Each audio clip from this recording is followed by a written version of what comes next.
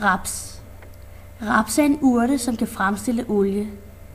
Raps kommer fra korsblomstfamilien og er en krydsning mellem agerkål og havekål. Den er i slægt med kål.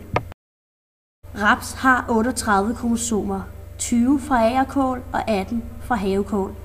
Det er fordi, at der er sket en kromosomfordobling. Der findes 2 former for raps: vinterraps og vårraps.